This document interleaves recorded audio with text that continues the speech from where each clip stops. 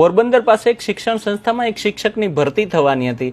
15 ઉમેદવારો આવેલા, ઇન્ટરવ્યુ હતા, 2 તજજ્ઞોને બોલાવવામાં આવેલા, પણ સંસ્થાના ટ્રસ્ટી દાદા હતા, એણે તજજ્ઞોને કીધું કે પેલો જે એક છોકરો છે ને અમારા સમાજનો દીકરો છે ને એને સિલેક્ટ કરવાનો છે.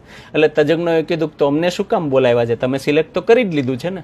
તો કે સરકારી કાગળિયામાં પ્રોસિજરમાં તમારી સહી જોઈએ ને એટલા માટે. ઇન્ટરવ્યુ લેવાના પૂરા થયા પણ કાગળિયા હજુ બાકી હતા. ત્યાં સૌ જમવા બેઠા એટલે પેલા તજજ્ઞોમાંથી એક તજજ્ઞે દાદાને કહ્યું કે દાદા તમે જે છોકરાની વાત કરો છો એ કેટલો લાયક કે કેટલો હોશિયાર છે એ તમને ખબર છે?